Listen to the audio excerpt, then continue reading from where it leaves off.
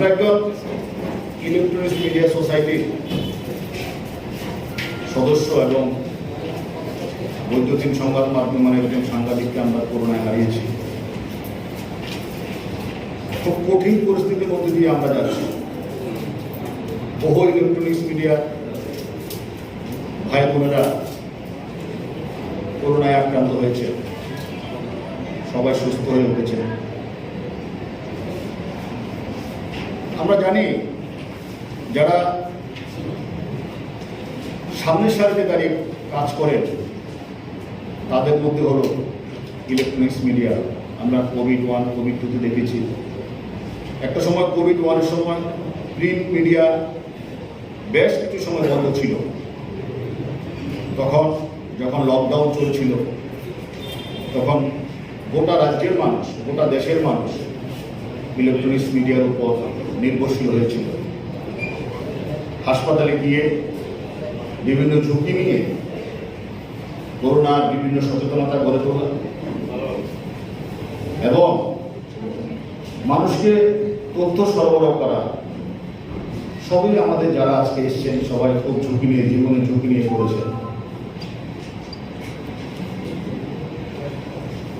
আজকে এই সংগঠন জন্ম বেশি দিন হয়নি, কারণ ইলেকট্রনিক্স মিডিয়ার আমাদের মাননীয় সম্পাদক বলেছেন ইলেকট্রনিক্স মিডিয়ার যে পথ চলার ইতিহাস খুব কঠিন ছিল। আমি একটু শুরু থেকে বলতে চাই, যখন আমরা চ্যানেল খুলি, আমি আমার নিজের অভিজ্ঞতা দিয়ে বলছি, আজকে অনেকে অনেক বিপ্লবী কথা বলেন, আমাদের একটা বছর আমাদের লাইন দেওয়া হয়নি। কত টাকা দিয়েছি সেটা অন রেকর্ড আছে। ভ্যানগার্ড কত টাকা দিয়েছে, নিউজ টুডে কত টাকা দিয়েছে। তিনবার আমাদের চ্যানেল বন্ধ করে দেওয়া হয়েছে, পুলিশ ঢুকানো হয়েছে, কম্পিউটার সিজ করে নিয়ে গেছে। ত্রিপুরার ম্যাক্সিমাম থানাতে এখনো আমাদের কারো না কারোর বিরুদ্ধে মামলা আছে, সব মিথ্যা মামলা। দুর্বিষহ একটা পরিস্থিতি ছিল। হয়তো অনেকে রাজনৈতিক উদ্দেশ্যে বা কোন উদ্দেশ্যে সেটা আপনারা ভুলে গেছেন। ইতিহাস যখন লেখা হয়, ইতিহাস লেখা হয় সত্যের উপর দাঁড়িয়ে, তখন মিথ্যার উপর দাঁড়িয়ে কোনো ইতিহাসের অস্তিত্ব টিকে থাকে না। আজকে যদি ত্রিপুরা ইলেকট্রনিক্স মিডিয়ার পথ চলার ইতিহাস দেখেন, এই পথ চলার ইতিহাস ছিল অত্যন্ত খারাপ। বারবার আঘাতপ্রাপ্ত হয়েছে, আঘাতে ক্ষতবিক্ষত হয়েছে আমরা বারবার।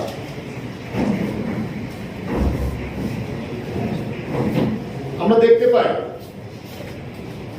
অনেকে আমাদের অনেক রকম ভাবে আমাদের ভূষিত করে।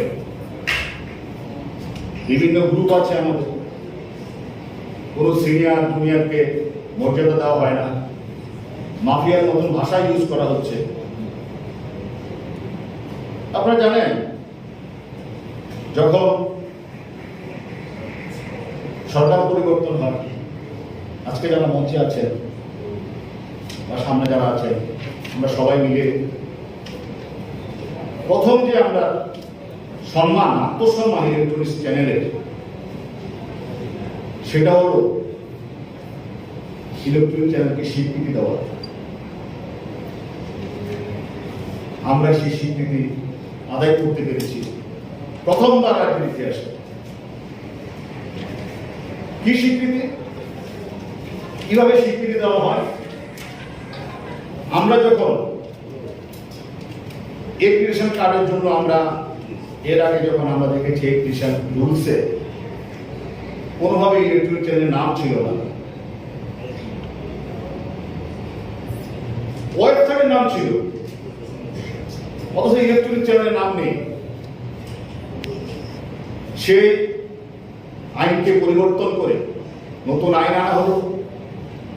গোটা দেশের মধ্যে শুধুমাত্র স্যাটেলাইট চ্যানেল, ইলেকট্রনিক চ্যানেলের ইলেকট্রিশিয়ান ছিল। আমরা এই রাজ্যে কেবল চ্যানেলের ইলেকট্রনিক চ্যানেলের ইলেকট্রিশিয়ান কার্ড আমরা নতুন করে আইন প্রণয়ন করে দিতে আমরা বাধ্য করেছি সরকারকে। সরকার আমাদের কথা শুনেছে, আমাদের আত্মসম্মানের জায়গাটা এখান থেকে শুরু হয়েছে, আমরা স্বীকৃতি পেয়েছি। অনেকেই আজকে ইলেকট্রনিক চ্যানেলে যারা আছেন, আপনারা যদি হিসাব করে দেখেন কবে আপনারা ইলেকট্রিশিয়ান কার্ড পেয়েছেন, তাহলে ইতিহাসটা জেনে যাবেন। আরেকটা কি, সেটা হলো যখন ফ্রন্টলাইনে যারা আমরা কাজ করতে যাই, বিভিন্নভাবে আমরা আক্রমণের মুখোমুখি হই।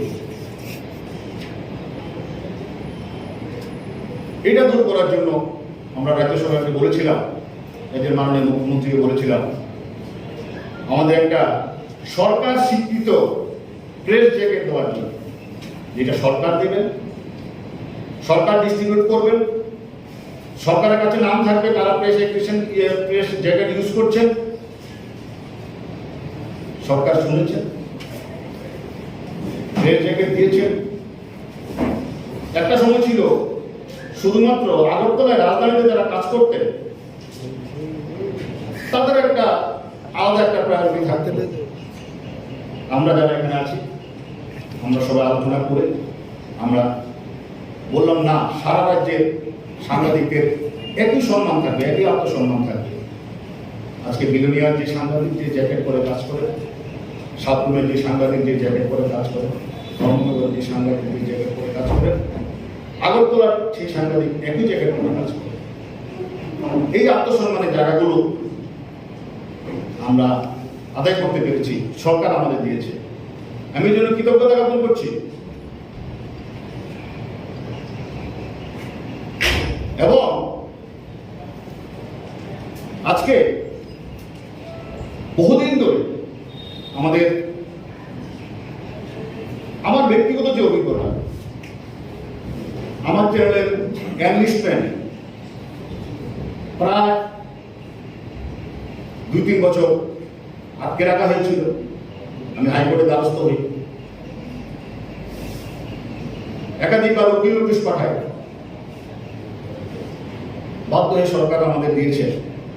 আমি আইনের দ্বারস্থ হয়ে আদায় করতে হয়েছে আমাকে, তবু আমাকে ক্যাটাগরি দেয়নি, আমাকে সি ক্যাটাগরিতে ফেলে রাখা হয়েছিল। দুর্ভাগ্য, এই জায়গাটাও আমরা দূর করতে পেরেছি যুক্তির মধ্য দিয়ে, তথ্যের মধ্য দিয়ে, পরিধির মধ্য দিয়ে, সম্প্রচারের মধ্য দিয়ে এই জায়গাটা দূর হয়েছে। কিছু কিছু চ্যানেলের এনলিস্টমেন্ট ছিল না। আমাদের এখানে মাননীয় সঞ্জীব মহোদয় আছেন, উনিও ইলেকট্রনিক চ্যানেলের অন্যতম পুরোধা ব্যক্তিত্ব ছিলেন। জয়ন্ত ভট্টাচার্য ইলেকট্রনিক চ্যানেলে কাজ করেছেন বহু বছর। সঞ্জীব দেব অ্যাকর্ড কমিটির মিটিংয়ে ছিলেন, দ্বিতীয় মিটিং, আমিও সদস্য, কিন্তু আমি লাস্ট মিটিংয়ে আমি যেতে পারিনি। সেখানে ইলেকট্রনিক চ্যানেলে যারা যারা আবেদন করেছেন সবাইটা প্যারেন্ট হয়ে গেছে, বিজ্ঞাপন শুরু হয়েছে। আর্থিক যে অসচ্ছলতা ছিল সেটা আস্তে আস্তে আমরা কাটিয়ে ওঠার চেষ্টা করছি। একদিকে আত্মসম্মান, একদিকে স্বীকৃতি, একদিকে আর্থিক সচ্ছলতা তৈরি করার কাজগুলো আমরা এই সংগঠনের ব্যানারে যারা আজকে মঞ্চে বসে আছেন তাদের নেতৃত্বে, আপনাদের সহযোগিতা, এই কাজগুলো আমরা করে যাচ্ছি।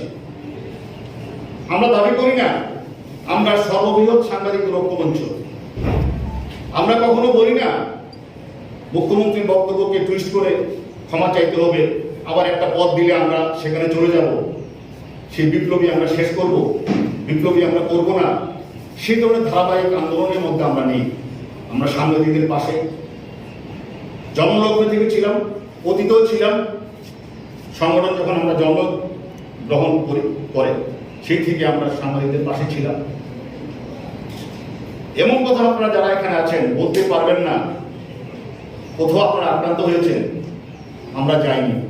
কিন্তু কষ্ট হয় যখন মিথ্যা তথ্য দিয়ে, মিথ্যা বানানো আক্রমণের গল্প বানিয়ে আপনারা যারা আপনাদের সহযোগিতা করছেন, রাজ্যের মাননীয় মুখ্যমন্ত্রী থেকে শুরু করে তাদের বিরুদ্ধে আপনারা মিথ্যা তথ্য পরিবেশন করে উৎসাহ প্রচার করেন একটা রাজনৈতিক দলকে খুশি করার জন্য, এগুলো কিন্তু আমাদের এই সংগঠনে দায়ী হবে না। এজন্য যদি মনে করেন আমাদের এই সংগঠনে আপনারা থাকবেন, আমাদের নীতি আছে, আমাদের কিছু কাজের সিস্টেম আছে। আমরা ধর্মনগর থেকে সাতপুর পর্যন্ত এমন কোনো জায়গা নেই যেখানে সাংবাদিক আক্রান্ত হলে আমরা যাচ্ছি না। আমরা একজন সাংবাদিক আক্রান্ত হোক সেটা আমরা পছন্দ করি না, সমর্থন করি না, করবও না। আমরা কোন চ্যানেল বন্ধ হোক সেটা আমরা চাই না। কেন চ্যানেল বন্ধ হবে? আমি সেই দুঃখটা বুঝি।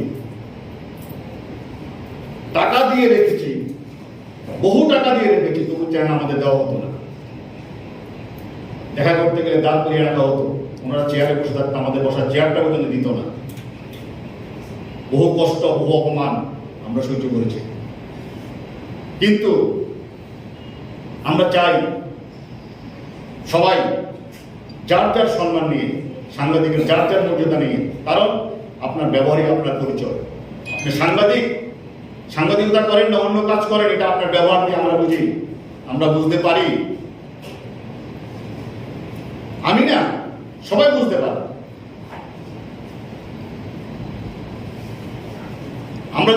আমরা যেমন আত্মসম্মান, স্বীকৃতি, আর্থিক সচ্ছলতাটা দূর করার চেষ্টা করছি, তখন এই প্রয়াসকে বানচাল করার জন্য, যাতে সাংবাদিকরা কিছু না পায়, যাতে এই প্রয়াসটা যাতে ভেস্তে যায়, তার জন্য কেউ কেউ কাজ করেন। শুধু উৎসাহ দিয়ে কাউকে ব্যক্তিগত আঘাত করে মনোবলকে নষ্ট করার জন্য কেউ কেউ চেষ্টা করেন। এভাবে হবে না, কিন্তু এভাবে আমাদের মনোবল কাউকে নষ্ট করা যাবে না। কারণ আমরা লড়াইয়ের মধ্য দিয়ে এই সংগঠন জন্ম। যতগুলো সংগঠন আমাদের হয়েছে সবগুলো লড়াইয়ের মধ্য থেকে তৈরি হয়েছে। একটা সময় ত্রিপুরা কর্মরত সাংবাদিকদের একটা সংগঠন ছিল, সবগুলো লড়াইয়ের মধ্যে দিয়ে তৈরি করা সংগঠন ত্রিপুরা সাংবাদিকদের একটা বড় ইতিহাস আছে। এর আগে দুজন সাংবাদিক ইলেকট্রনিক চ্যানেল হত্যা করা হয়েছে। যাদের কারণে হত্যা হয়েছে তাদের হয়ে আজকে কেউ কেউ কথা বলেন। এগুলোকে চিহ্নিত করতে হবে কারা তারা। এর আগে সাংবাদিক হত্যার ইতিহাস ছিল না। এর আগে সাংবাদিকদের যদি একটা সামান্য ঘটনা ঘটে, এটা কিন্তু বড় প্রতিক্রিয়া হয়। কিন্তু এ রাজ্যের অতীতে দেখেছি সংবাদপত্রে বলা হতো টয়লেট পেপার, দুজন ইলেকট্রনিক চ্যানেল সাংবাদিককে হত্যা করা হয়েছে। আমি বলবো এই হত্যা ছিল পরিকল্পিত হত্যা। একটা হত্যা মামলা চার্জশিট হয়েছে, আরেকটারও চার্জশিট হওয়ার পথে। সিবিআই যেভাবে তদন্ত করছে আমরা খুশি নই। আমি নিজে অ্যাডভোকেট জেনারেলের সাথে দেখা করেছি, বলেছি যাতে স্পিডি ট্রায়াল হয়। এই যদি আন্দোলন করতে হয় আমরা রাজি আছি। কিন্তু কোনোভাবে গালিগালাজ করে, উৎসাহ করে কোনোভাবে আমাদেরকে হেয় করা যাবে না, মনোবল নষ্ট করা যাবে না। আমরা দেখেছি অতীত সবার আমরা জানা আছে। আজকে আমি আর এর থেকে বেশি কিছু বলতে চাই না।